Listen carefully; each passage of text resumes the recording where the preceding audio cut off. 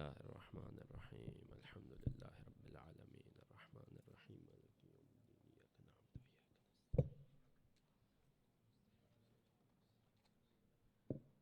مالك يوم الدين إياك نعبد وإياك نستعين شهداء کربلا و اسیران کربلا بآواز بلند تر صلوات اللهم صل علی محمد و آل محمد پیچھے ثانی کا تو یہ زہرا بلند تر صلوات اللهم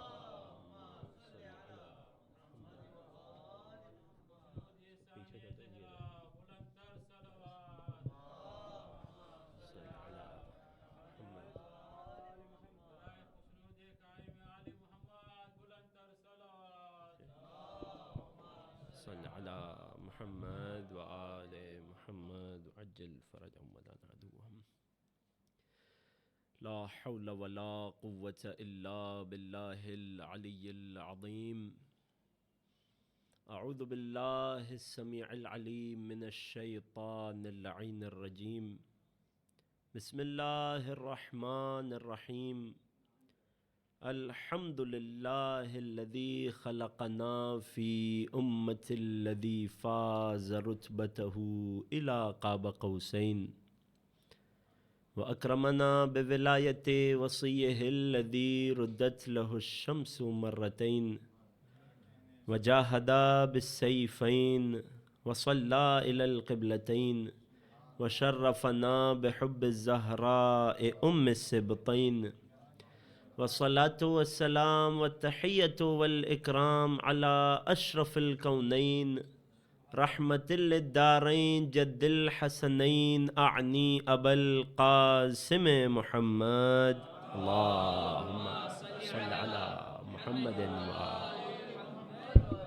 وعلى أهل بيته الأطيبين الأطهرين رحمة الله على محبيهم ولعنة الله على أعدائهم وغاصبي حقوقهم وقاتليهم وظالميهم أجمعين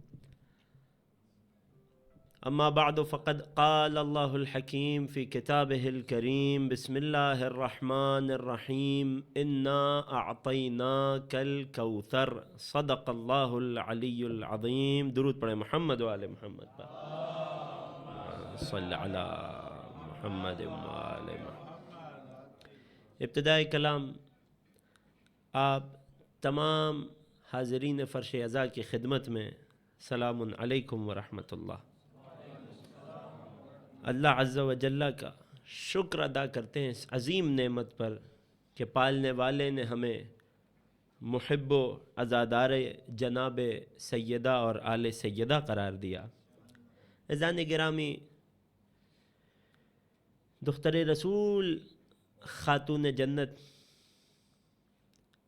ثمر شجر نبوت، حضرت صدیقہ کبریٰ مخدومہ عالمیان فاطمۃ الزہراء سلام اللہ علیہا اللہم صل علی محمد آل محمد وعجل فرجہ۔ شہزادی کی شہادت کی مناسبت سے یہ مجالس عزا، ہماری گفتگو کا موضوع شہزادی کی سیرت۔ اس حوالے سے کل بات یہاں تک پہنچی تھی کہ سورہ ضحیٰ میں نبی کریم کو جس تحفے کی بشارت دی گئی تھی وہ تحفہ عطا کر دینے کا اعلان سورہ کوثر میں ہوا۔ اب وہ تحفہ کیسے عطا ہوا کہ جسے رسول کو دیتے ہوئے اللہ کوثر کہہ رہا ہو، خیر کثیر کہہ رہا ہو، اس تحفے کے عطا ہونے کی کیفیت بھی بڑی لطیف ہے۔ یعنی دراصل جتنا قیمتی تحفہ ہوا کرتا ہے اتنے ہی اہتمام سے دیا جاتا ہے۔ جتنا ویلیویبل کوئی گفٹ ہے اسے دینے کے لیے اتنا ہی زیادہ انتظام کیا جاتا ہے۔ تمام امت مسلمہ میں اس بات پر اتفاق ہے، کتب حدیث میں اس بات پر اتفاق ہے کہ دختر رسول جنت کے ایک پھل کے ذریعے سے نبی کو عطا کی گئی۔ توجہ میرے ساتھ ہے عزیزوں، گفتگو کا آغاز ہے، تھوڑا سا انشاءاللہ توجہ رکھیے گا تاکہ ترتیب وار بات میں آپ میرے ساتھ چلتے رہیں اور انشاءاللہ ترتیب کو مس نہ کریں کسی پوائنٹ پر۔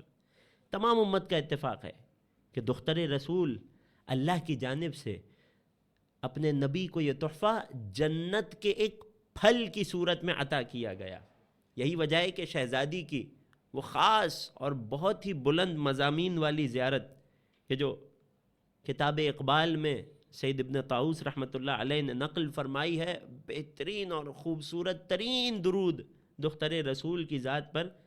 اب پورے درود کی طرف ہم نہیں جائیں گے، اس میں ایک لفظ ہے وہ تفاحۃ الفردوس، اے پروردگار اپنا درود نازل فرما اس شہزادی پر جس میں یہ تمام صفات کمال ہیں، اور ایک صفت یہ ہے کہ یہ فردوس یعنی جنت کا سیب ہے۔ اس بات میں تمام پر اتفاق ہے۔ اس مناسبت سے ایک روایت آپ کی خدمت میں تحفتاً پیش کرتا ہوں۔ شہزادی کا وجود بابرکت جنت سے نبی کو عطا ہوا، اس پر اتفاق ہے۔ یہی وجہ ہے کہ ایک روز نبی کریم جب اپنی دختر کو، اپنی بیٹی کو پیار کر رہے تھے، نبی نے اپنی بیٹی کو ایک بوسہ دیا تو کسی نے جل کے کہہ دیا، یا رسول اللہ آپ اپنی بیٹی کو اتنا پیار کیوں کرتے ہیں؟ تو فرمایا انی اذا اشتقت الی الجنۃ اقبلها واشم منها رائحۃ الجنہ لانها ثمرۃ الجنہ۔ میں اللہ کا رسول جب کبھی دنیا میں جنت کا مشتاق ہوتا ہوں تو اپنی بیٹی فاطمہ کو پیار کرتا ہوں، کیونکہ فاطمہ کا استشمام کر کے مجھے جنت کی خوشبو محسوس ہوتی ہے۔ یا علی مشکل اللہم صلی علی محمد وآل محمد۔ جب مجھے جنت کا شوق اٹھتا ہے، یہاں تک بات آ گئی۔ روایات میں اختلاف ہے، دو طرح کی روایات، دو طرح کے نریشنز ہمارے پاس پائے جاتے ہیں۔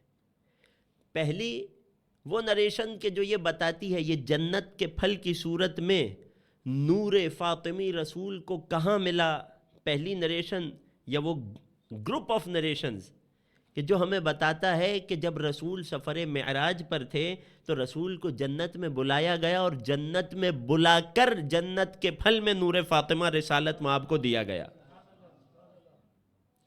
اس پہلے گروپ کی ایک حدیث آپ کی خدمت میں پیش کر دوں تبرکن۔ یہ وہ حدیث ہے کہ جو خود دختر رسول اپنا تعارف، اپنا انٹروڈکشن اپنے شوہر مولا علی سے کروا رہی ہیں۔ وہ علی کہ جس سے زیادہ فاطمہ کو کون ہی جانتا ہوگا، اس مولا سے شہزادی فرماتی ہیں اعلم یا ابا الحسن۔ اب اس لفظ کا لطف لیجئے گا، اے ابا الحسن جان لیجئے، وہ جو باب مدینۃ العلم ہے اسے یہ فقرہ بجز فاطمہ کوئی نہیں کہہ سکتا۔ اعلم یا ابا الحسن، اے ابا الحسن جان لیجئے۔ کیا جان لیجئے؟ ان اللہ تعالی خلق نوری، اللہ نے مجھ فاطمہ کے نور کو جب خلق فرمایا، اور بعض روایات میں اس کی تشریح بھی ہے، خلقتہ من عظمتی ھذا نور من نوری، جب اللہ نے نور فاطمہ کو خلق کیا فرشتوں پر فخر و مباحات کر کے فرمایا یہ میرے نور کا حصہ ہے، میں نے اسے اپنی عظمت و جلالت کے نور سے پیدا کیا ہے۔ شہزادی فرماتی ہیں اے علی جان لیجئے ان اللہ تعالی لما خلق نوری، جب اللہ نے میرے نور کو خلق فرمایا، جعلہا تحت عرشہ، اللہ نے اس نور کو اپنے عرش کے سائے میں قرار دیا۔ وَكَانَ يُسَبِّحُ اللَّهُ، اور عرش کے سائے میں وہ نور کیا کرتا تھا؟ اس نور کی غذا کیا تھی؟ کل بتایا تھا نا، اللہ کی تسبیح کیا کرتا تھا۔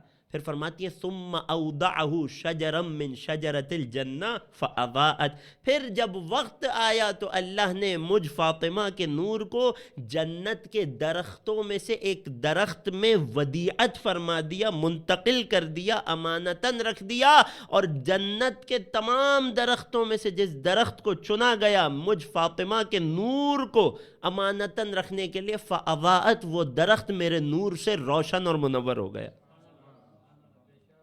پھر فرماتی ہیں کہ فَلَمَّا دَخَلَ أَبِي الْجَنَّةَ، جب میرے بابا سفر معراج میں جنت میں تشریف لائے، اوحى اللہ الیہ، اللہ نے میرے بابا پر یہ وحی فرمائی، ان اقتطف الثمر من تلک الشجرہ، کہ اس درخت کا پھل کھا لیجئے۔ جب میرے بابا نے وہ پھل کھایا، انتقل نوری فی صلب ابی، تو میرا نور میرے بابا کے صلب طاہر میں آ گیا۔ پھر میرے بابا کے صلب طاہر سے میری مادر گرامی جناب خدیجہ کے رحم مطہر میں آ گیا. یہاں تک بات آ گئی. اس کے بعد شہزادی فرماتی ہے وَكُنْتُ فِي ذَاكَ النُّورِ وَكُنْتُ مِنْ ذَلِكَ النُّورِ, اور اے علی یہ اس نور کی وجہ ہے, یہ اس نور کا کمال ہے جس سے پروردگار نے مجھے خلق کیا. اعلم ما کان وما یکون وما لم یکن, میں فاطمہ وہ سب جانتی ہوں جو کچھ ہو چکا ہے, ہر اس بات کا علم رکھتی ہوں جو آگے ہوگا. تیسرا جملہ بڑا عجیب ہے, وما لم یکن, اور میں فاطمہ ہر اس بات کا بھی علم رکھتی ہوں جو نہیں ہوئی. یہ شہزادی اپنے علم کی وسعت بتا رہی ہیں. پہلے دن کی مجلس میں عرض کیا تھا نا, اللہ نے 10 خواتین کو 10 اشیاء عطا کی جس میں دختر رسول زوجہ امیر المومنین کو علم کے ذریعے سے ممتاز کیا تھا. یہ تمام ائمہ اور حجتوں کی ماں ہیں, یہ تمام ائمہ اور حجتوں کے علم کا مصدر تھیں. اے علی میں وہ کچھ جانتی ہوں جو ہو چکا, ما کان, میں وہ بھی جانتی ہوں جو ہوگا, وما لم یکن, جو نہ ہوا میں وہ بھی جانتی ہوں. اس کا مطلب جانتے ہیں عزیزوں؟ ایک جملے میں وضاحت کروں گا, شرح کروں گا, جو پہنچ جائے, ورنہ ہم بات کو آگے بڑھا دیں گے. جو ہو چکی, جو چیز ہو چکی, خوب غور کیجیے گا, مستقبل کچھ بھی ہو سکتا ہے, متفق ہیں؟ ہر چیز کے ہونے کی پروبیبلٹی ہے, مگر ہوگی کوئی ایک چیز. یا انسان زندہ رہتا ہے یا مر جاتا ہے یا بیمار ہوگا, یہ سب پروبیبلٹیز ہیں, مگر فیوچر میں ہوگا کیا؟ ان میں سے کوئی ایک چیز ہوگی, باقی کچھ نہیں ہوگا. تو جو ہوتا ہے وہ محدود ہوتا ہے, اس کا شمار ممکن ہوتا ہے. جو مستقبل میں ہوگا اس کا شمار بھی محدود ہے, مگر جو نہیں ہوا وہ لامحدود ہے. کتنی ہی چیزوں کی پروبیبلٹیز ہیں, بے شمار چیزیں ہیں جن کی پروبیبلٹیز ہیں وہ نہیں ہوئی. شہزادی اپنے علم کی وسعت بتا رہی ہیں. جو ہوا اور ہونے والا ہے وہ تو اللہ کی بہت سی حجتوں کو, انبیاء اوصیاء کو اللہ نے اس کا علم دیا. میں فاطمہ وہ بھی جانتی ہوں جو نہیں ہوا. ایک درود پڑھیے شہزادی کی عظمت پر.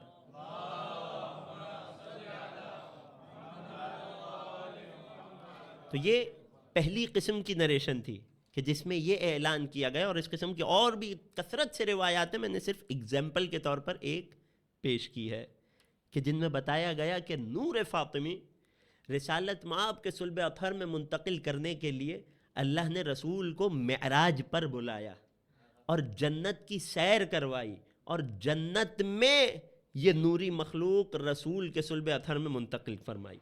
یہ ہے پہلی قسم, یہ آپ تک پہنچ گئی. روایات کا ایک دوسرا گروپ اور گروہ کہ جو ہمیں یہ بتاتا ہے, اور یہ بھی کثیر ہیں, کوانٹٹی وائز بہت ساری ہیں, جو ہمیں بتاتا ہے کہ وہ جو نور فاطمی جو جنت کے پھل میں امانتاً رکھا گیا, ودیعت کیا گیا, وہ نور فاطمی جب صلب اطہر رسالت مآب میں کنورٹ کرنے کی باری آئی تو اللہ نے جنت سے اس پھل کو نبی پر نازل فرما دیا. اپنے پریشان نہیں ہونا, ان دونوں باتوں میں کوئی ٹکراؤ نہیں ہے. کیوں نہیں ہے یہ میں بعد میں بتاؤں گا. یہ دونوں طرح کے نریشنز ہمارے پاس پائے جاتے ہیں. اس دوسری قسم کے نریشن پر ایک مثال, ایک ایگزامپل پیش کر دوں آپ کی خدمت میں. انتہائی جلیل القدر روایت ہے, عظیم الشان روایت ہے, اسرار رکھنے والی روایت ہے, کہ جسے علامہ مجلسی رحمۃ اللہ علیہ نے بحار الانوار کے 6 والیوم میں بھی نقل کیا اور حیات القلوب نامی اپنی بک میں بھی نقل کیا. ریفرنس اس لیے دے رہا ہوں کیونکہ روایت بڑی حسین اور عجیب ہے. اس روایت میں امام معصوم اس وقت کا حال بیان کرتے ہوئے فرماتے ہیں کہ ایک روز مکہ میں ابطح نامی علاقے میں, مکے کا جو سب سے افضل علاقہ تھا اسے ابطح کہتے تھے. یہی وجہ ہے کہ رسول کے القاب میں ایک لقب ابطحی ہے.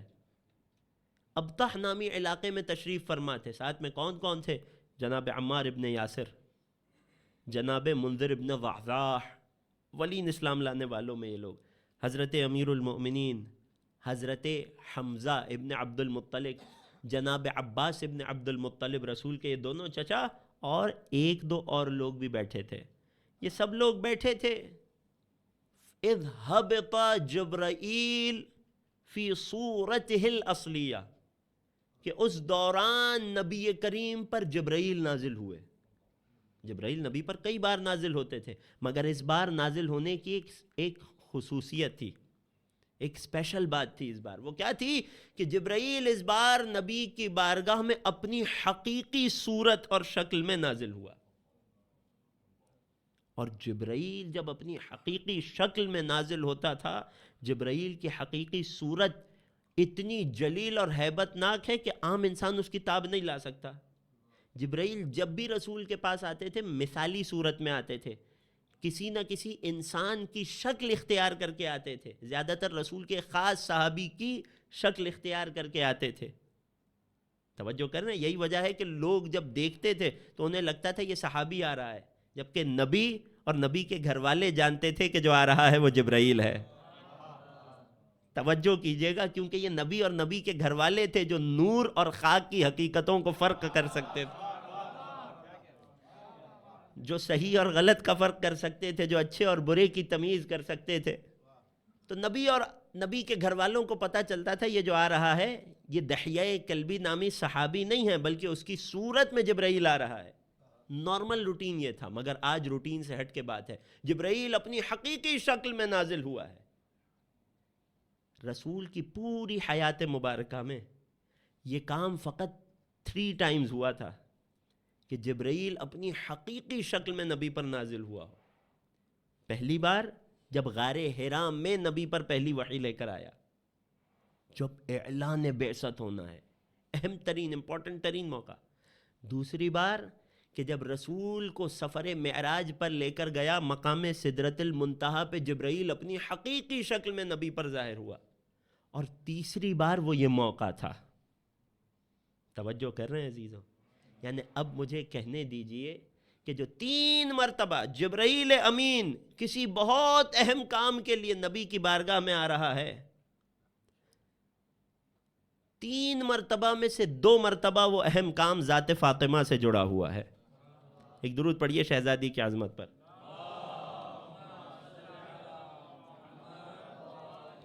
تو جبرائیل امین نازل ہوا اپنی حقیقی صورت میں اور عرض کرنے لگے یا رسول اللہ ان العلی الاعلی یقرئک السلام، پروردگار سلام نازل فرما رہا ہے. رسول نے جواب سلام دیا، هو السلام ومنہ السلام والیہ یعود السلام. رسول اور آل رسول فرشتوں کے سلام کا ہمیشہ، اللہ کے سلام کا ہمیشہ اسی طرح جواب دیا کرتے تھے. اب اس کے بعد جبرائیل نے پیغام لایا ہے. جبرائیل اپنی حقیقی شکل میں آئے ہو. یعنی ایک مثال دوں بچوں کو سمجھانے کے لیے کتنا امپورٹنٹ معاملہ ہے. کسی انسان کو جب کسی کیجول دعوت یا پروگرام میں جانا ہو تو اپنے نارمل کیجول ڈریس میں جاتا ہے، مگر کوئی امپورٹنٹ کانفرنس ہو تو اب وہ اپنا فارمل یونیفارم نکالتا ہے. غور کر رہے ہیں؟ کیوں؟ کیونکہ وہ جو معاملہ ہے بہت زیادہ امپورٹنٹ ہے. یہاں جبرائیل اپنی حقیقی شکل اور صورت میں آ رہا ہے نبی کی بارگاہ میں.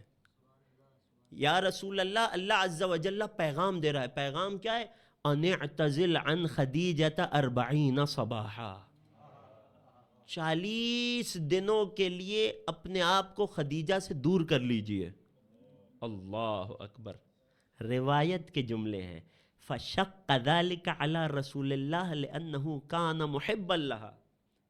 رسول اللہ پر یہ بات بہت بار تھی، سخت تھی، بہت مشکل تھا نبی کے لیے یہ کام. کیوں؟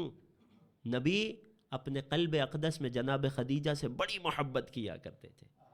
اور یہ جو پوری روایت میں تفصیل سے سنا رہا ہوں، جگہ جگہ پیغام ہے، سمجھنے والوں کے لیے اشارہ ہے. حکم دیا اعتزل عن خدیجہ 40 صباحا، 40 دن خدیجہ سے اعتزال کیجئے، دور ہو جائیے. بتانے کی مہلت بھی نہ دی گئی.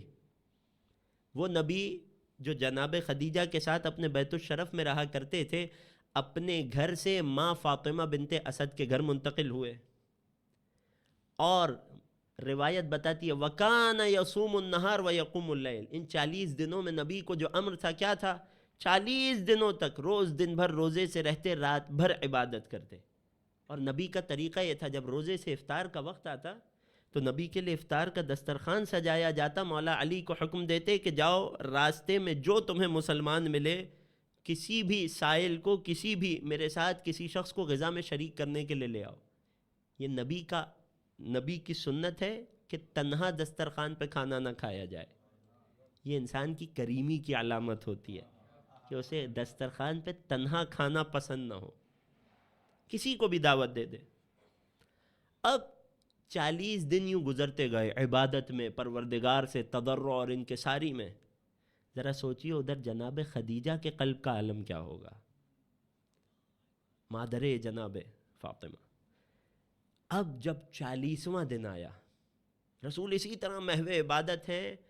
اس بیچ رسول نے پروردگار کے اذن سے جناب عمار یاسر کو اپنے گھر بھیجا اور یہ پیغام لے کر بھیجا کہ اے عمار جائیے اور خدیجہ کو میرا یہ پیغام دیجئے کہ میں نے آپ سے جو رخ موڑ رکھا ہے وہ والعیاذ باللہ کسی ناراضگی کی وجہ سے نہیں ہے، کسی ناپسندیدگی کی وجہ سے نہیں ہے، بلکہ امر پروردگار ہے میں جس پر عمل کر رہا ہوں. پھر ایک پیغام دیا، فلا تظنی الا خیرا. اے خدیجہ اپنے شوہر سے، مجھ سے سوائے خیر اور اچھائی کے کوئی گمان نہ کرنا. یہ پیغام ہے ہم سب کے لیے. اپنی روزمرہ کی زندگی میں شوہر حضرات کو اگر اپنی وائفز کا کوئی ایکشن فوری طور پہ سمجھ نہ آئے کہ یہ کام انہوں نے کیوں کیا، یا اسی طرح بالخصوص اگر بیویوں کو اپنے شوہروں کا کوئی کام سمجھ نہ آئے، آپ نے کسی چیز کی خواہش کی شوہر نہیں لا رہا، آپ نے کوئی بات کہی شوہر نے نہیں مانی، رسول کا تعلیم کردہ ادب یہ ہے، ایک اچھے گھرانے کی علامت یہ ہے کہ شوہر اور زوجہ ایک دوسرے سے اچھائی کا گمان کریں، حسن ظن رکھیں. اگر نہیں لا کر دے رہا تو یقیناً کوئی وجہ ہوگی، کسی مشکل میں ہوگا.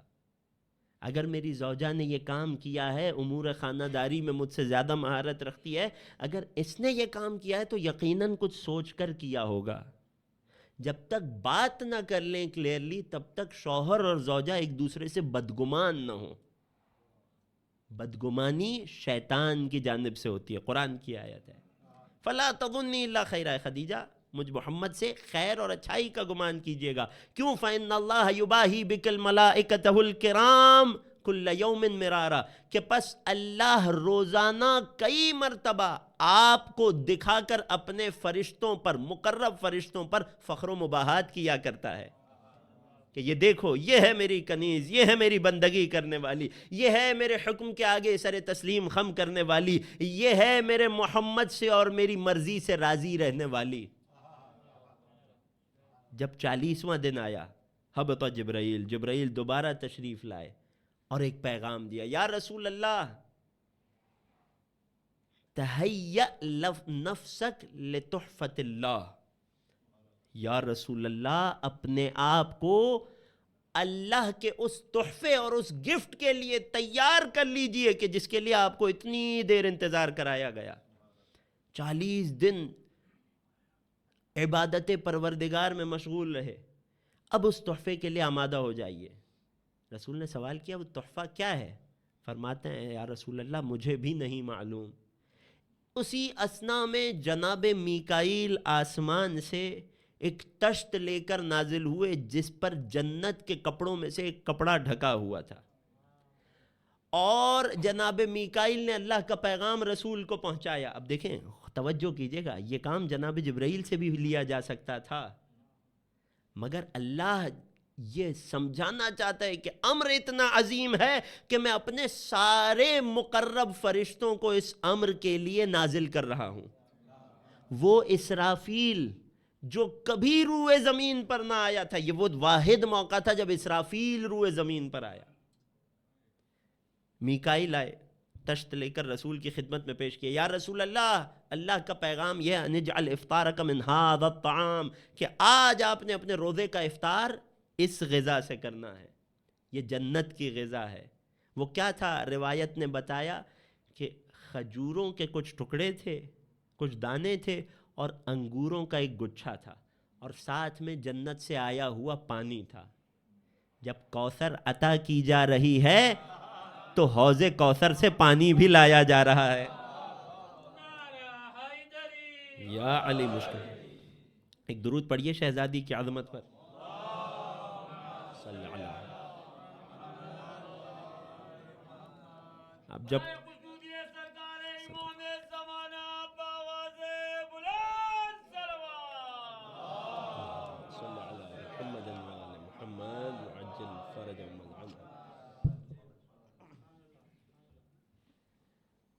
اب رسول گرامی نے کہ جن کا طریقہ کار یہ تھا، میں نے عرض کیا نا 40 دن تک جب بھی افطار کرتے کسی کو بلاتے. یہاں مولا علی سے فرمانے لگے اے علی جاؤ گھر کے دروازے پہ بیٹھ جاؤ، خبردار کوئی آنے نہ پائے. فَإِنَّ هَذَا الطَّعَامُ مُحَرَّمٌ إِلَّا عَلَيْهِ، کہ تمام مخلوقات پر میرے سوا تمام لوگوں پر یہ کھانا، یہ غذا حرام ہے. یہ وہ کھانا ہے جو نبی نے تنہا کھایا. اور کیسا اہتمام ہے جب نبی نے سیر ہو کر کھانا کھا لیا، پر ہو کر پانی پی لیا. یہ ساری تفصیل جو میں اردو میں آپ کو بتا رہا ہوں یہ بھی روایت کا حصہ ہے. اگر ان سب کی عربی بھی میں سنانا شروع کروں بات بہت لمبی ہو جائے گی، اس لیے میں مختصر کر رہا ہوں. مگر یہ سب ایک ایک ڈیٹیل ذرا غور کیجئے، کتنی عظیم الشان روایت ہے. ایک ایک ڈیٹیل ہم تک پہنچی ہے. جب نبی نے سیر ہو کر کھانا کھا لیا اور وہ پانی بھی پی لیا کہ جو جنت سے آیا تھا، تو اب ایک مرتبہ میکائیل نے آگے بڑھ کر اس تشت کو واپس ڈھانپ کر اپنے قبضے میں لیا اور دوبارہ آسمانوں کی طرف چلے گئے. یعنی وہ اتنی اہم غذا تھی، ایسی خاص تھی رسول سے کہ باقی بچے ہوئے کو بھی زمین پر نہ چھوڑا گیا، دوبارہ آسمانوں کی طرف لے جایا گیا. غور کر رہے ہیں؟ اب اس کے بعد روایت کے جملے فَمَدَّدَ يَدَيْهِ لِلْغَسْلِ، غذا کے بعد نبی نے اپنے ہاتھ دھونے کے لیے ہاتھوں کو آگے بڑھایا. فَأَفَاضَ عَلَيْهِ الْمَاءَ جبرائیل، جبرائیل نے نبی کے ہاتھوں کو دھلایا. وَتَمَنْدَلَهُ اسرافیل، اور اسرافیل نے بڑھ کر ایک کپڑے کے ٹکڑے سے نبی کے ہاتھوں کو خشک کیا.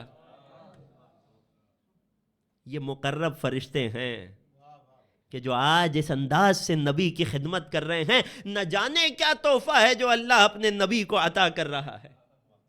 اب اس کے بعد نبی کا دستور تھا، عبادت کیا کرتے تھے. جبرائیل امین نے عرض کی یا رسول اللہ، اللہ کا پیغام ہے ان الصلاة محرمۃ علیک حتی تروح تلتقی بخدیجہ. یا رسول اللہ، آج کی شب یہ غذائے جنت آپ نے کھا لی ہے، آج آپ پر نماز حرام ہے جب تک جناب خدیجہ سے جا کر ملاقات نہ کر لیں.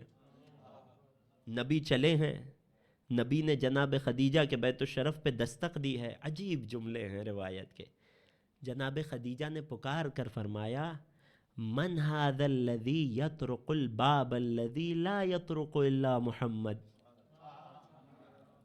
اب میں ترجمہ کر رہا ہوں چونکہ قبلہ پہنچ گئے ہیں اس لیے یہ داد دے رہے ہیں، پروردگار ان کا سایہ سلامت رکھے.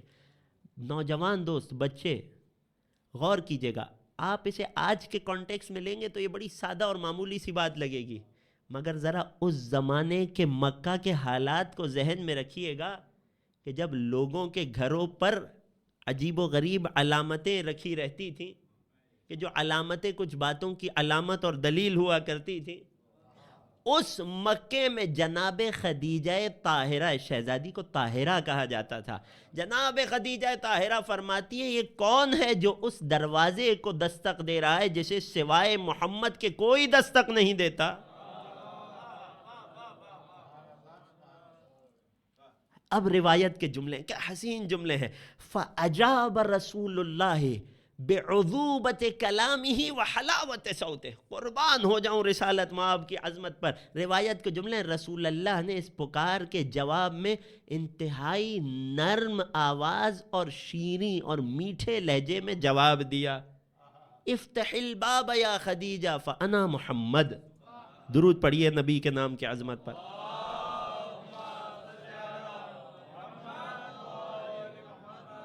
یہاں بھی ہمیں درس ملتا ہے نا.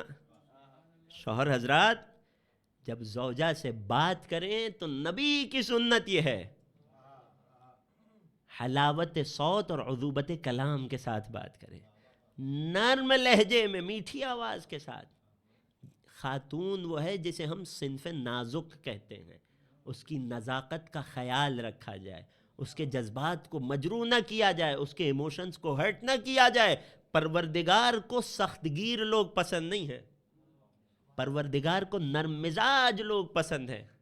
مومن کی صفت یہ ہوتی ہے کہ نرمی سے بات کرتا ہے، مومن کی صفت یہ ہوتی ہے کہ پیار محبت سے شفقت سے بات کرتا ہے، نرم لہجے میں بات کرتا ہے، اور سب سے پہلے اپنے گھر والوں سے۔ یہ نہ ہو کہ باہر اس سے بڑا اور نرم مزاج مومن کوئی نہیں ہے، مگر جیسے ہی گھر میں داخل ہو تو اب بچے قریب آتے ہوئے ڈرتے ہوں کہ نہ جانے بابا کب کس بات پہ ہمیں ڈانٹ ڈپٹ کر دے۔ انشاءاللہ کہ ہم میں سے، شہزادی کے چاہنے والوں میں سے کوئی ایسا نہیں ہوگا انشاءاللہ۔ خدا ہم سب کو توفیق عطا فرمائے کہ اپنے گھر والوں سے بہترین سلوک فرمائے، کہ اسی فاطمہ کے بابا نے ہمیں سکھایا ہے، خیرکم خیرکم لعیالہ، تم میں سے بہترین انسان وہ نہیں ہے جو باہر والوں، دفتر والوں، دوستوں سے اچھا سلوک کرتا ہو، یہ سب بھی ضروری ہے، تم میں سے بہترین وہ ہے جو اپنے گھر والوں سے اچھا ہو۔ پیغام پہنچ گیا؟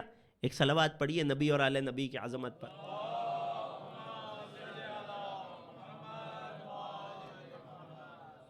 روایات میں اس دن کی تاریخ کو بھی معین کیا گیا، یہ جمعے کا دن تھا، 24 ماہ رمضان تھی، اور 4 بعثت تھی، یعنی بعثت رسول کا 4تھا سال تھا۔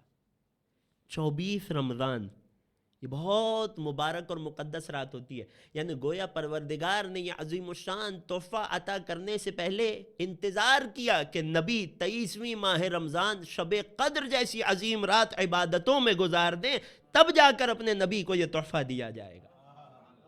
یہ وہ پاکیزہ شب تھی کہ جب نور فاطمہ صلب اطہر رسول خدا سے رحم مطہر جناب خدیجہ طاہرہ میں منتقل ہوا، اور جناب صدیقہ کبریٰ کی اس حیات کی ایک اور نشأت، ایک اور حصے کا آغاز ہوا۔ یہاں تک میرے ساتھ آ گئے؟ یہ روایت آپ تک پہنچ گئی؟ اس سے پہلے سیرت کے اگلے مرحلے پر جاؤں، کوئی پریشان ہو رہا ہوگا جس بی بی کی سیرت پڑھنی تھی اب تک اس کی ولادت کے احوال تک نہ پہنچے۔ تو قرآن کا یہ طریقہ ہے، جب اپنی حجتوں کی سیرت بیان کرتا ہے تو کہاں سے شروع کرتا ہے؟ سورہ آل عمران، اذ قالت امرأۃ عمران، اے رسول یاد کیجئے عیسیٰ کے واقعے کو۔ کس کا واقعہ؟ عیسیٰ کا واقعہ، جناب مریم کا قصہ۔ کب سے شروع ہو رہا ہے؟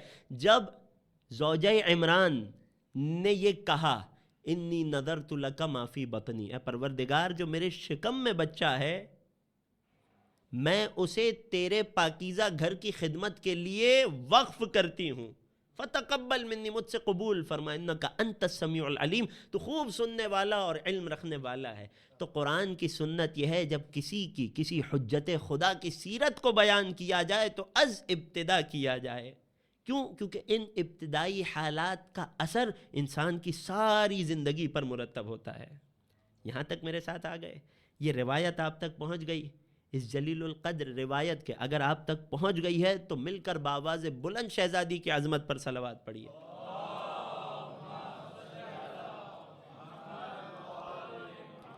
اس عظیم الشان روایت سے ہمیں بہت سارے اسباق ملتے ہیں۔ توجہ میرے ساتھ ہے انشاءاللہ؟ کب موقع ملتا ہے کہ شہزادی کے حیات کو، ان کے حالات کو اتنی تفصیل سے پڑھا جائے؟ کچھ اسباق ملتے ہیں۔ سب سے پہلا سبق، وہ نبی، وہ عظیم الشان رسول کہ جب قرآن اور وحی اسے عطا کی جانی تھی تو فرشتہ نبی کے گھر، نبی کی دہلیز پہ آ کر انہیں قرآن کی آیتیں دیا کرتا تھا، مگر وہیں جب نور فاطمہ کی بات آئی تو نبی کو اپنے بیت الشرف سے عرش پر بلوایا جا رہا ہے۔ ذرا عظمت فاطمہ پر غور کیجئے۔ دوسرا اہم نقطہ کہ وہ نبی کے جو پاک و طاہر ہیں، خوب غور کیجئے گا۔ ہم تمام ائمہ کی زیارات میں یہ لفظ پڑھتے ہیں، تلاوت کرتے ہیں، زیارت وارثہ میں بھی ہر امام کی زیارت میں ملتا ہے، اشہد انک کنت نوراً، تھوڑی سی توجہ دیجئے گا، نوراً فی الاصلاب الشامخہ والارحام المطہرہ۔ کاش شہزادی کی عظمت پر یہ نقطہ آپ تک پہنچ جائے انشاءاللہ کہ معرفت میں اضافہ لے کر اٹھیں گے۔ اے نبی و امام، اے حجت پروردگار، میں گواہی دیتا ہوں کہ آپ نور تھے۔ کہاں پر؟ اصلاب شامخہ اور ارحام مطہرہ میں، پاکیزہ ترین صلبوں میں ہوتے ہوئے تشریف لائے ہیں، پاکیزہ ترین رحم مادر میں منتقل ہوتے آئے ہیں۔ ہر نبی، ہر امام کی عظمت یہ ہوتی ہے، ہمارا بنیادی عقیدہ ہے، مکتب اہل بیت کے ماننے والوں کا، جو اس مکتب کو مانتے ہوں ان کی بات کر رہا ہوں، جو اسے آدھا ادھورا مانتے ہوں ان سے ہمارا تعلق نہیں ہے۔ مکتب اہل بیت کے پیروکاروں کا یہ عقیدہ ہے کہ کوئی بھی نبی یا امام ہو، اللہ کی کوئی حجت ہو، اس کا سلسلہ نسب مادر گرامی سے لے کر بھی اور پدر بزرگوار سے لے کر بھی جناب آدم تک سب کے سب پاک و طاہر و طیب و مسلم ہوا کرتے ہیں۔ اللہ اکبر، یا علی مشکل، اللہم صلی علی محمد۔ یہ ہمارا بنیادی عقیدہ ہے اور یہ بہت بڑا شرف اور فضیلت ہے۔ اس مکے کے ماحول میں جہاں سب کے والدین کافر و مشرک تھے، جہاں سب مسلمانوں کے والدین بت پرست تھے، وہاں نبی اور نبی کے گھر والوں کو یہ فضیلت حاصل تھی کہ آدم تک ان کے اجداد موحد تھے۔ بات پہنچ گئی؟ یہ بہت بڑا شرف ہے، یہ بہت بڑی فضیلت ہے، مگر یہ ہے تمام انبیاء اور ائمہ کی فضیلت۔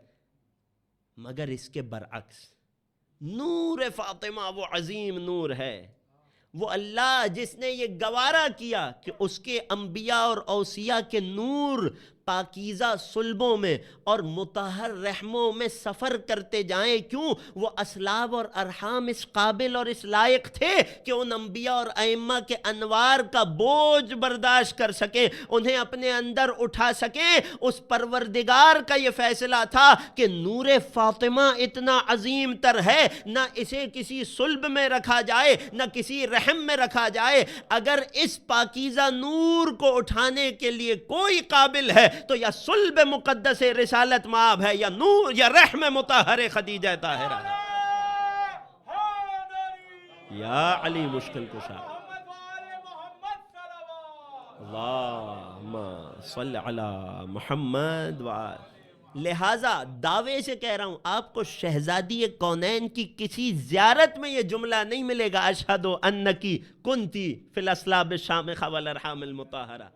جب نور فاطمہ کی بات آئے، اب آپ اسے حجاب فاطمہ کا تقاضا کہیے یا مقام فاطمہ کا تقاضا کہیے، کہ جب نور فاطمہ کی بات آئے، سوائے صلب طاہر رسول گرامی کے کوئی صلب شامخ لائق نہ ہوا، سوائے رحم مطہر خدیجہ طاہرہ کے کوئی رحم اس قابل نہ ہوا کہ جو نور فاطمہ کو اٹھا سکے۔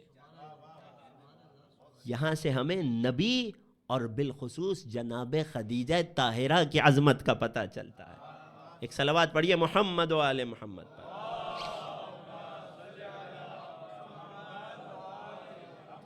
تیسری بات، بہت اہم بات جو ہمیں اس حدیث شریف سے پتہ چلتی ہے کہ اللہ کے نبی ہیں، پاک و طاہر زندگی گزارنے والے، مگر اس کے باوجود جب نور فاطمہ، جب بیٹی کا نور صلب پدر سے رحم مادر میں منتقل ہونا ہے، تو اس سے پہلے نبی کو 40 دن تک ان مرحلوں سے گزارا جا رہا ہے۔ کیوں؟ پروردگار ہمیں یہ پیغام دینا چاہتا ہے کہ اولاد میں، اولاد کے شکم مادر تک آنے میں والدین کے اس سے پہلے کی زندگی کے اعمال بہت گہرا اثر رکھتے ہیں۔ لہٰذا نوجوان دوست، کوئی اس گمان میں نہ رہے کہ ابھی نوجوانی ہے، لڑکپن ہے، ابھی تو میں ینگسٹر ہوں، اپنے لیے نہیں کہہ رہا، جوانوں کی زبان بول رہا ہوں، انشاءاللہ کہ میں بھی ہوں، کہ میں تو ابھی جوان ہوں، جیسی زندگی گزار لوں، جب شادی کی ایج آئے گی تب ایک شریف انسان بن جاؤں گا، پھر تو بننا ہی پڑے گا۔ اب یہ بات بہت اہم بات ہے، پیغام آج کی گفتگو کا، انسان کی زندگی میں بلوغت کے بعد کیا گیا ایک ایک عمل، ایک ایک ایکشن اس کی اس اولاد پر اپنا اثر دکھاتا ہے جو ابھی باپ کے صلب میں ہے۔ بات پہنچ رہی ہے؟ ہمارے ہاں اس بات کو بڑی امپورٹنس دی جاتی ہے کہ جب خاتون حامل ہوں، جب پریگننٹ ہوں، تو یہ 9 منتھس بہت زیادہ اہم ہے۔ ماں جو کچھ کھائے گی، جو کہے گی، جو سنے گی، جس ماحول میں رہے گی، ہر چیز کا اثر بچے پر آتا ہے۔ متفق ہیں؟ لیکن اس سے بہت زیادہ اثر باپ اور اجداد کے اعمال کا اولاد پر آتا ہے۔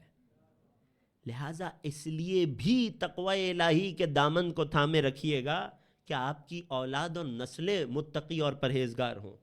لہٰذا اس لیے بھی محبت اہل بیت کا دامن تھامے رکھیے گا کہ یہ محبت ہماری نسلوں تک پہنچ سکے۔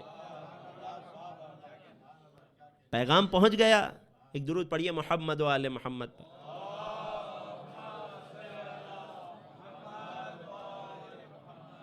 ایک اور پیغام عرض کروں آپ کی خدمت میں، آمادہ ہیں؟ پھر انشاءاللہ گفتگو کو آگے بڑھائیں گے ایک منزل۔ یہ حدیث شریف آپ تک پہنچی، آپ نے دیکھا اس حدیث میں جتنی تفصیل اور ڈیٹیل سے ان باتوں کو بیان کیا گیا، عام طور پہ یہ بات ہر حدیث ہر موقع کے بارے میں میسر نہیں آتی، نہیں ملتی ہر چیز کے بارے میں اتنی ڈیٹیل۔ ہمارے ہاں بدقسمتی سے بعض افراد کا یہ مزاج بن چکا ہے کہ ہر وہ چیز جو ہمارا عقیدہ ہو، جو ہمارا عقیدہ ہو رسول اور آل رسول پر، قبلہ اس کی دلیل دوسروں کی کتاب سے دکھائیے۔ دوسروں کی کتاب میں اتنی گنجائش ہی نہیں ہے کہ اس میں یہ اسرار اور معارف منتقل ہو سکیں۔ خوب غور کیجئے گا، یہ وہ اسرار ہیں جو بخاری و مسلم میں نہیں مل سکتے آپ کو۔ بہت واضح انداز میں بات کر رہا ہوں، بات پہنچ رہی ہے آپ تک؟ یعنی اپنے حق برحق عقیدوں پر دلیل ہمیشہ غیروں کی کتب سے نہ ڈھونڈتے رہا کریں، اپنے محدثین کی محنتوں پر بھروسہ کریں، اپنے علماء کی کاوشوں پر اعتماد کریں۔ ہمارے تمام محدثین میں ایک ایک وہ ہے جن پر غیروں کے تمام محدثین قربان کر دیے جائیں۔ تنہا ہمارے علامہ محمد باقر مجلسی، میں نے انہی کی 2 کتابوں کے حوالے دیے ہیں آپ کو، بہار کی 6 جلد میں یہ روایت ہے، حیات القلوب میں بھی انہوں نے ہی نقل فرمائی ہے، اور زیب دیتا ہے مجلسی کو کہ اس قسم کی معارف سے پر روایت کو نقل کریں۔ غیروں کو یہ نصیب کہاں جو آل محمد نے ہم تک پہنچایا ہے۔ کیوں؟ بہت لاجیکل اور بنیادی سی بات ہے، کسی گھر میں کچھ ہو تو باہر والوں کو اتنی ڈیٹیل نہیں خبر ہو سکتی جتنی گھر میں رہنے والوں کو ہوتی ہے۔ جو اہل بیت سے ملا وہ صاف اور شفاف ہے، اس پر بھروسہ کرنا سیکھیے۔ ایک صلوات پڑھیے محمد و آل محمد پر۔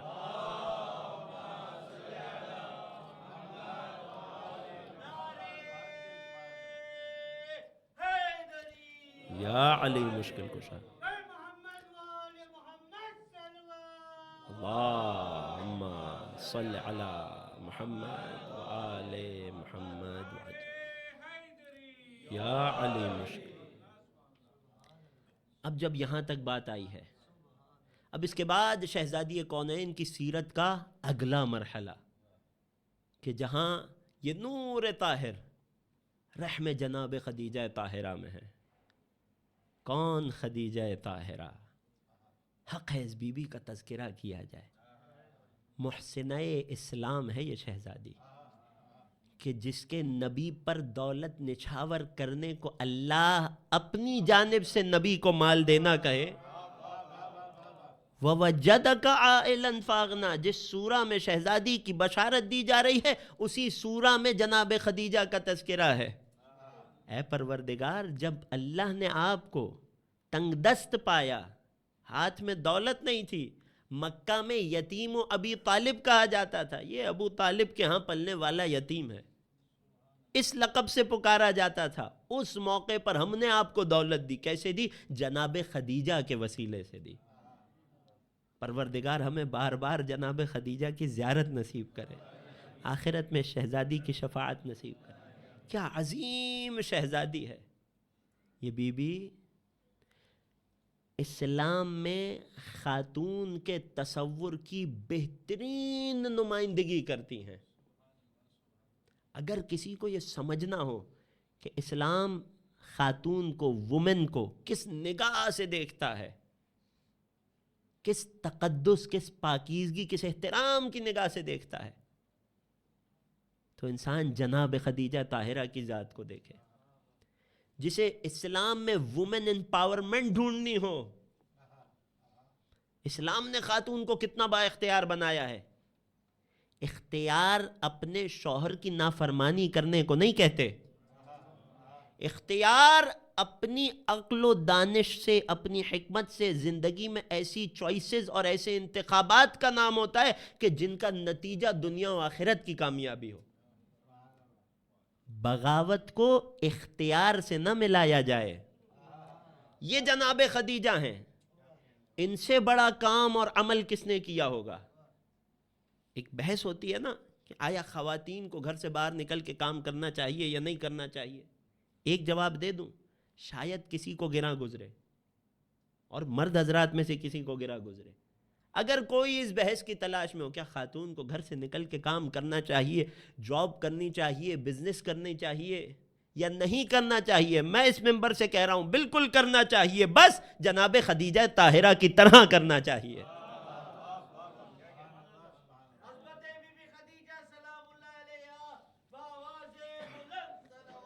اللہم صلی علی محمد. اس انداز سے تجارت کرے اور کوئی معمولی تجارت نہ کرے، ایسی تجارت کرے کہ مکہ کے جو آبادی عرب کی بھری پڑی تھی بڑے بڑے سرداروں سے، تجارت کرنے والوں سے، وہاں ملیکۃ العرب یہ خاتون کہلائی، عرب کی ملکہ، اور فقط اپنی تجارت کی بنیاد پر کہلائیں. اور کوئی یہ گمان نہ کرے کہ جنریشنل ویلتھ تھی جناب خدیجہ کے پاس. جناب خویلد اپنی بیٹی کے لیے میراث میں کچھ نہ چھوڑ کر گئے تھے. حلف الفضول کے مارکے میں جن کی شہادت ہوئی، اس بیٹی نے اپنے باپ کی رحلت کے بعد بزنس اور تجارت شروع کیا اور اپنی زیرکی، اپنی فہم، اپنی حکمت، اپنی سمجھداری سے اپنی تجارت کو وہاں تک پہنچا دیا کہ عرب کا کوئی تاجر اس کے قریب تک نہ پہنچ سکا. فقط سمجھانے کے لیے ایک دو باتیں بتا رہا ہوں. اس زمانے میں جو سب سے بڑی ویلتھ ہوا کرتی تھی، یا سونے کے سکے تھے یا پھر کیٹلز ہوا کرتے تھے. جس انسان کے پاس ملکیت میں جتنے زیادہ مقدار میں، کوانٹٹی میں کیٹلز ہیں، وہ اتنا بڑا امیر ہے. جس کے پاس جتنے زیادہ سونے کے سکے ہیں، وہ اتنا بڑا امیر ہے. آج دولت کا معیار کیا ہوتا ہے؟ فلاں شخص ملینائر ہے. یہ ایک لیگ ہوتی ہے ملینائرز کی. پھر اگلی لیگ، فلاں شخص بلینائر ہو گیا ہے. ایسا ہی ہے. اس زمانے میں جو دولت ناپنے کا پیمانہ تھا، جو انسٹرومنٹ تھا، وہ کیا تھا کہ فلاں شخص کے پاس اتنے گولڈ کوئنز ہو گئے ہیں کہ انہیں رکھنے کے لیے چمڑے کی ایک خاص تھیلی ہوا کرتی تھی جسے قنطار کہا جاتا ہے. قرآن میں تذکرہ ہے اس لفظ کا، قنطار. فلاں شخص کے پاس قنطار ہے، یہ اتنا امیر ہے. جناب خدیجہ طاہرہ کے پاس ان قنطاروں کی اتنی کوانٹٹی تھی کہ جانوروں کی کمر پہ لادا جاتا تھا. یہ ہے دولت جناب خدیجہ. جناب خدیجہ طاہرہ کے پاس اس دور میں 10,000 سے زیادہ کیٹل اینیملز تھے، مویشی تھے 10,000 سے زیادہ. اس مکے کی بستی میں یوں ہی ملیکۃ العرب نہیں تھی، مگر اس پیمانے پر تجارت کے ساتھ ایک اور لقب بھی مشہور ہوا کہ یہ طاہرہ ہیں. یعنی کس حکمت کے ساتھ شہزادی خدیجہ نے اپنی تجارت میں ایک ایک قدم بڑھایا ہوگا کہ طاہرہ بھی ہیں اور ملیکۃ العرب بھی ہیں. غور کر رہے ہیں؟ یعنی ضروری نہیں ہے کہ کامیاب ہونے کے لیے خاتون کو اپنے حجاب کی قربانی دینا پڑے. پیغام پہنچ گیا. ایک درود پڑھیے محمد و آل محمد پر.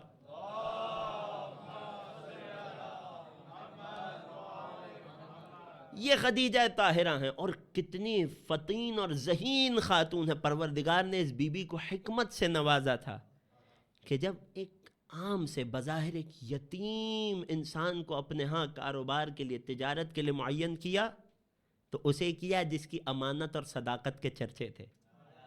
اور مقصد یہ نہیں تھا کہ صرف تجارت آگے بڑھائی جائے، بلکہ ساتھ میں غلام کو معین کیا جو رسول کے ایک ایک عمل، ایک ایک ایکشن کی خبر جناب خدیجہ کو دے. کیوں؟ کچھ سوچ رہی تھی وہ بی بی، وہ جس کے پاس مکے کے سرداروں کے رشتے آیا کرتے تھے، ٹھکرا دیا کرتی تھی. وہ شہزادی سوچ رہی تھی کہ اگر میرا شریک حیات ہونے کے کوئی لائق ہے تو تنہا یہ یتیم ابو طالب ہے، جس کے پاس ظاہری طور پہ کوئی مال و دولت نہیں ہے، مگر اچھا اخلاق ہے، اعلیٰ کردار ہے. یہ وہ چیز ہے کہ جو اسلام نے دیکھنے کو کہا ہے جب انسان رشتہ تلاش کرنے نکلے، چاہے مرد ہو یا عورت. دیکھو کردار کتنا اعلیٰ ہے، دیکھو کتنا دیندار ہے. اگر فقیر ہوا تو تمہارے نصیب سے اللہ اسے دولت عطا کر دے گا، لیکن اگر صرف دولت دیکھ کر شادی کی تو کیا گارنٹی ہے کہ شادی کے بعد بھی یہ دولت ہمیشہ زندگی بھر برقرار رہے گی؟ اعلیٰ اخلاق زندگی بھر برقرار رہتا ہے، دینداری زندگی بھر برقرار رہتی ہے اگر توفیق خدا ساتھ ہو تو. لیکن مال و دولت کی کوئی گارنٹی نہیں ہے. بات پہنچ رہی ہے عزیزوں؟ یہ جناب خدیجہ طاہرہ ہے کہ جنہوں نے رسول کا انتخاب کیا، اور دراصل اللہ نے ان کا انتخاب کیا اپنے نبی کے لیے اور شہزادی کونین کی مادر گرامی بننے کے لیے، ائمہ طاہرین کی ماں بننے کے لیے، مؤمنین کی ماں بننے کے لیے. آخری جملے عرض کروں، یہاں تک بات آئی ہے تو اب اس ڈاؤٹ کا ازالہ بھی ہو جائے کہ جو ہمیشہ لوگوں کے ذہنوں میں بھرا جاتا ہے کہ وقت ازدواج رسول سے میرج کے ٹائم جناب خدیجہ کی عمر کتنی تھی؟ کیا کہا جاتا ہے؟ کتابوں میں لکھ دیا گیا، اسکولز کی کورس بک میں، مجھے یہاں کا نہیں معلوم، میں اپنے وطن کی خبر دے رہا ہوں، اسکولز کی کورس بک میں ڈال دیا گیا کہ جناب خدیجہ رسول سے ازدواج کے وقت، میرج کے وقت ان کی عمر 40 تھی. اور کچھ مؤرخین نے تو یہ بد تہذیبی بھی کی کہ کہنے لگے رسول سے ازدواج سے پہلے جناب خدیجہ کی کہیں اور شادی بھی ہو چکی تھی. یہ سب وہ گڑھی ہوئی باتیں ہیں جو جناب خدیجہ سے حسد کرنے والوں نے بعد میں تاریخ میں شامل کی.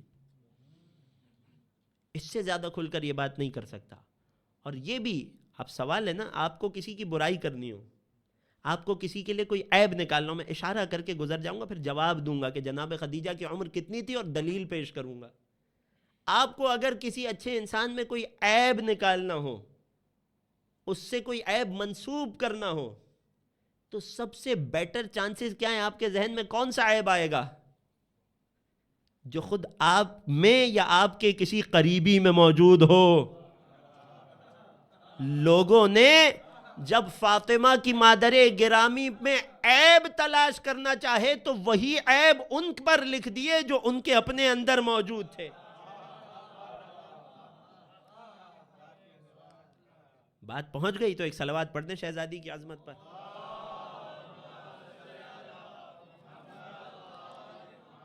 اب ان کی تاریخ میں تو میں جا نہیں سکتا. کیوں؟ کیونکہ ممبر کے کچھ تقاضے ہوتے ہیں. ایک حد تک کوئی بات ممبر پہ کی جا سکتی ہے، ممبر پاک و طاہر جگہ ہے، یہاں طیبین و طاہرین کا تذکرہ کیا جا سکتا ہے. لیکن میں پورے فخر سے اور پوری وسعت سے اسی ممبر سے جناب خدیجہ طاہرہ کی صحیح تاریخ تو آپ کی خدمت میں پیش کر سکتا ہوں. یہ شہزادی، قول صحیح یہ ہے، قول محقق یہ ہے کہ جناب خدیجہ طاہرہ کی عمر مبارک اللہ کے نبی سے ازدواج کے وقت 25 برس تھی، 25 ایئرز تھی، بالکل اسی طرح جس طرح رسول اللہ کی عمر جناب خدیجہ طاہرہ سے ازدواج کے وقت 25 ایئرز کی تھی. یہاں تک بات آ گئی. اب لوگ دلیل مانگیں گے، حق ہے لوگوں کا دلیل، اور ایسی باتوں میں لوگ دلیل بھی دوسروں کی کتابوں سے مانگتے ہیں. میں پہلے بات کر چکا ہوں مگر یہاں دلیل دے دوں گا. علماء میں سے، برادران کے علماء میں سے جو منصف مزاج ہیں، میں 2 حوالے دوں گا، 2 سے 3 حوالے، جو منصف مزاج مورخین ہیں، ہسٹورینز ہیں، انہوں نے اس بات کو لکھا کہ جناب خدیجہ طاہرہ کی عمر 25 برس تھی. بعض نے 28 بھی لکھا، مگر میں 25 برس لکھنے والے، 25 ایئرز لکھنے والے بتا رہا ہوں. سب سے پہلے علامہ بیہقی نے اپنی کتاب دلائل النبوہ میں اس بات کو لکھا. بہت مشہور مورخ ابن اثیر نے البدایہ والنہایہ میں اس قول کو لکھا، اور حاکم نیشاپوری نے المستدرک علی الصحیحین میں بھی اس بات کو لکھا. اور فقط اس طرح نہیں لکھا، ایک دوسری طرح بھی لکھا، اور عقل اور لاجک کے بھی عین مطابق ہے یہ قول. کیوں؟ اگر آپ فرض کیجئے کہ جناب خدیجہ کی ایج، یہ آخری بات ہے انشاءاللہ کہ اس پر زحمت سچ میں تمام ہو جائے گی. اگر آپ فرض کریں یا کوئی فرض کرے کہ جناب خدیجہ کی عمر مبارک وقت ازدواج کتنی تھی؟ 40 ایئرز تھی. تو رسول کی ایج 25 تھی، اس پر تو تمام کا اتفاق ہے. رسول اعلان بعثت کب ہوا؟ جب رسول 40 ایئرز کے تھے، یعنی اپنی میرج کے 15 ایئرز کے بعد. اب جناب خدیجہ کی ایج کیا ہونی چاہیے؟ 55 ایئرز. تمام مورخین تقریباً اس بات پر متفق ہیں کہ جناب فاطمہ زہرا کی ولادت بعثت کے 5th ایئر میں ہوئی. وہ 24 رمضان بعثت کا 4تھا سال تھا. ولادت شہزادی کونین 20 جمادی الثانیہ بعثت کے 5th ایئر ہوئی. تو اب جناب خدیجہ کی عمر کیا ہونی چاہیے؟ 60 ایئرز. کائنات میں کون ایسا انسان ہے یا ایسی خاتون ہے جسے 60 ایئرز کی ایج میں اولاد ہوتی ہو؟ اس کے برعکس اب لوگوں نے، دیکھیں یہ مشکل ہوتی ہے تاریخ کی، جب انسان تاریخ ہمیشہ جو صحیح تاریخ ہوتی ہے نا، جو صحیح ہسٹری ہوتی ہے، وہ بہت لاجیکل ہوا کرتی ہے. اس کے مقابلے میں جو تاریخ میں جھوٹ گڑے جاتے ہیں نا، جھوٹ گڑتے ہوئے اس بات کا خیال نہیں رہتا کہ اس سے کتنے ان لاجیکل ریزلٹس نکل کر آئیں گے. اس کے برعکس اگر جناب خدیجہ کی عمر فرض کی جائے 25 ایئرز، اب اعلان بعثت کے وقت شہزادی بھی 40 ایئرز کی ہیں، اور جناب زہرا کی ولادت کے وقت شہزادی کی عمر مبارک 45 ایئرز کی ہے. اس سے پہلے جناب خدیجہ کو اور اولاد رسول سے ہوئی جن کی رحلت ہو گئی. جناب قاسم احباز نے جناب طیب بھی لکھے ہیں. غور کر رہے ہیں، بات پہنچ رہی ہے. مگر بیٹی یہ تنہا تھی جو اللہ نے محمد و خدیجہ کو عطا کی تھی. اور یہی وجہ ہے کہ حاکم نیشاپوری نے اس بات کو مستدرک میں یوں دوبارہ بھی لکھا کہ میرے نزدیک قول صحیح یہ ہے کہ جب جناب خدیجہ کی رحلت ہوئی، کب رحلت ہوئی تھی؟ جناب دختر رسول حضرت فاطمہ 5 برس کی تھی، 5 ایئرز کی تھی، جب ماں کا سایہ سر سے اٹھ گیا. غور کر رہے ہیں؟ حاکم نیشاپوری نے لکھا میرے نزدیک تحقیق یہ کہتی ہے کہ جناب خدیجہ کے رحلت کے وقت جناب خدیجہ کی عمر 60 برس سے بھی کم تھی. بات پہنچ گئی. ایک درود پڑھیے محمد و آل محمد پر.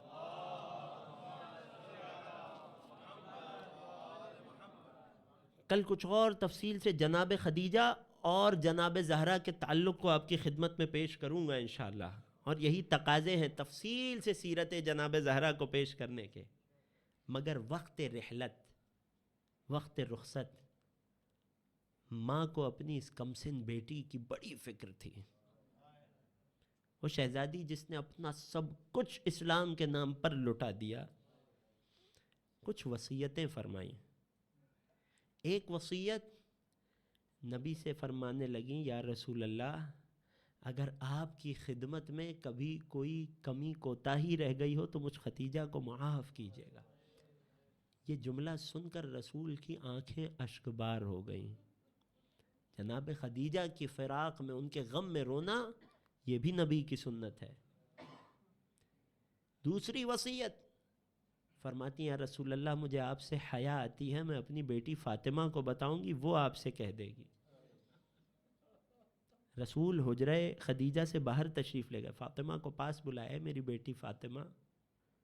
اب ذرا سوچئے بیٹی کے لیے کتنا سخت ہے، ماں دنیا سے جانے والی ہے، 5 برس کی عمر ہے.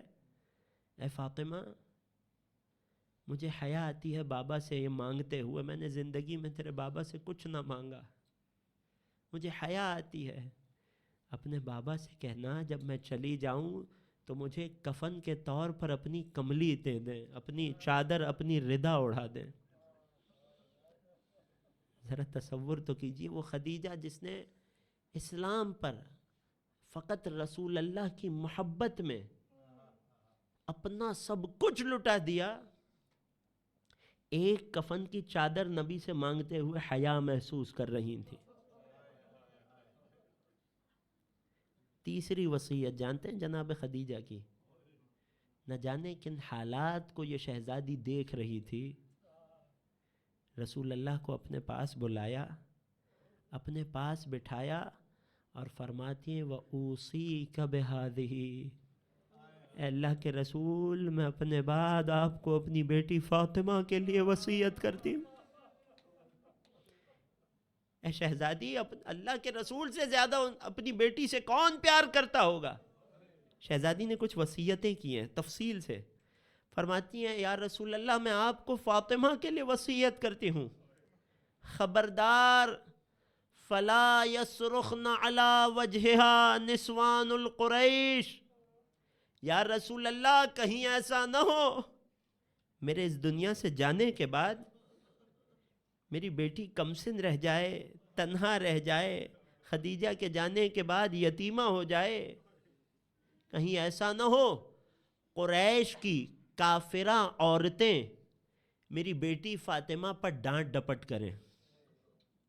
اور زیادہ واضح ترجمہ کروں، کہیں ایسا نہ ہو مجھ خدیجہ کے جانے کے بعد قریش کی کافرہ عورتوں میں سے کوئی میری فاطمہ پر چلائے۔ اللہ اکبر، جو پہنچ جائے پوری مصیبت اس میں چھپی ہے۔ اگلی وصیت کیا کی جانتے ہیں؟ وَلَا يَلْطُمْنَ عَلَىٰ خَدِّهَا، اے اللہ کے رسول خبردار میرے بعد قریش کی خواتین میں سے کوئی میری فاطمہ کے رخسار پہ تماچا نہ لگائے۔ ہم ہاتھ جوڑ کے عرض کریں گے اے خدیجہ طاہرہ، اے ام المومنین، یہ امت آپ کی امانت کی حفاظت نہ کر پائی۔ اے شہزادی، آپ جس بیٹی کے لیے اس بات سے خوف زدہ تھی کہ قریش کی خواتین ان پر نہ چلائیں، ارے قریش کی کافرہ عورتیں انہیں نہ ڈانٹے، ارے یہ دن تاریخ میں دیکھا گیا اللہ کے رسول کے جانے کے بعد مسلمان امت کے کچھ مرد آئے تھے دروازہ فاطمہ پہ اور چلا چلا کر کہہ رہے تھے علی کو گھر سے نکالا جائے، اور جب دختر رسول نے صدا دی ارے اگر علی کو نہ نکالا جائے تو کیا ہوگا، میں رسول کی بیٹی فاطمہ ہوں جو دروازے کی پشت پر ہوں، تو لعین اور گستاخ کہنے لگا لَأُحْرِقَنَّ الْبَيْتَ بِمَنْ فِيهَا، اگر علی کو نہ نکالا گیا میں اس گھر کو گھر والوں سمیت آگ لگا دوں گا۔ اجرکم علی اللہ، اجرکم علی الزہرا، حق ہے شہزادی کے غم میں رونے کا۔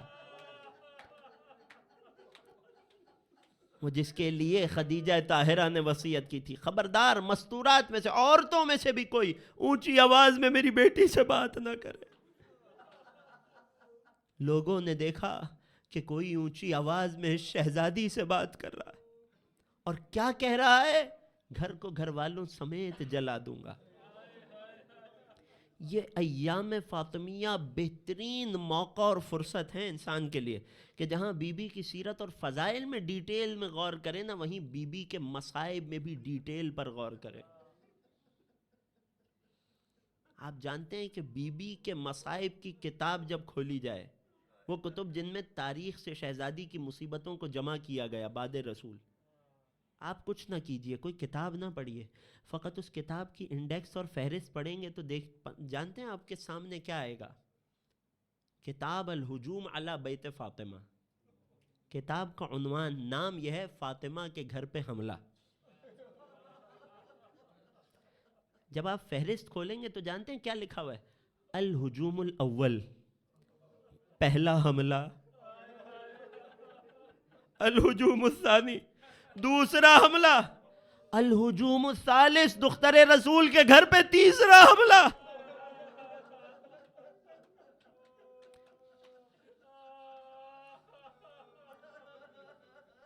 پہلے 2 حملے وہ تھے کہ جہاں لوگ حملہ آور ہوئے ہیں، مگر یہ حملے دھمکانے اور ڈرانے تک محدود رہے. تیسرا حملہ سب سے بڑا حملہ تھا.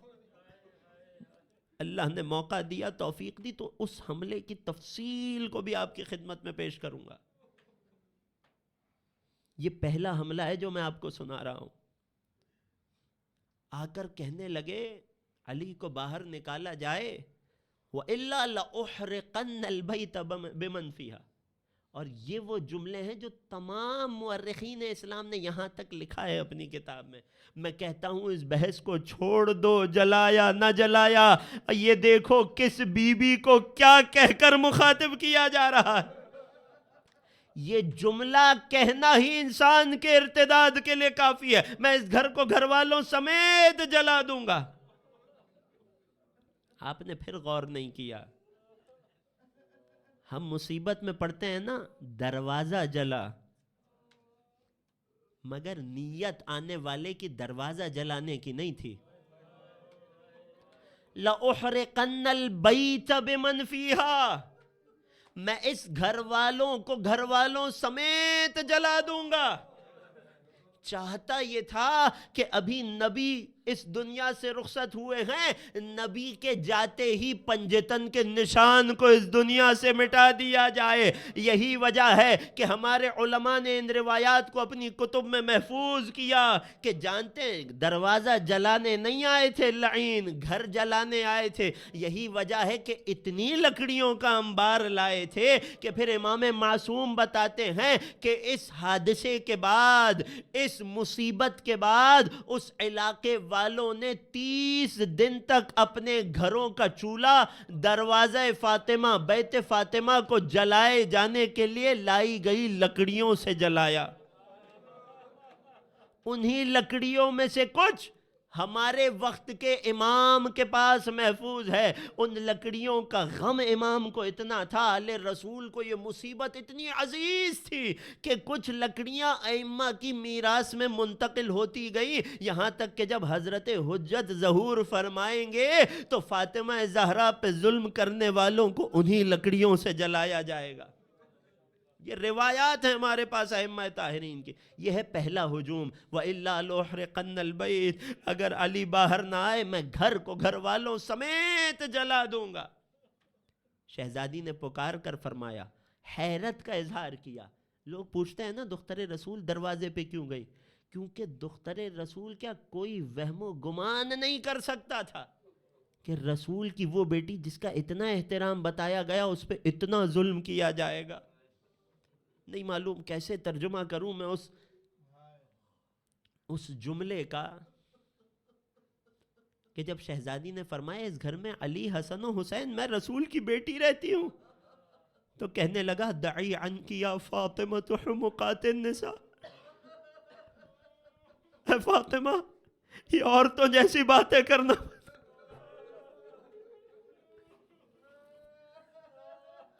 ظلم آگے بڑھا.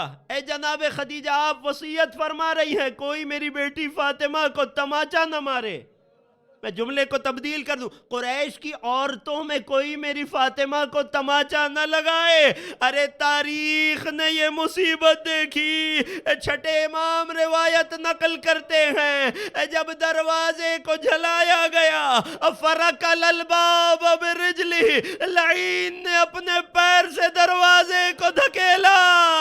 ایک مرتبہ شقی گھر میں داخل ہوئے.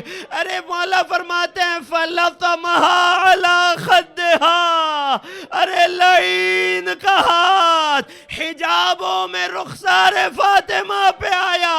حَتَّى بَدَا قُرْطَاهَا تَحْتَ خِمَارِهَا. روایت کے جملے ہیں تماچے کی شدت اتنی تھی کہ زیر حجاب دختر رسول کی بالیاں ٹوٹ کر مدینے کی زمین.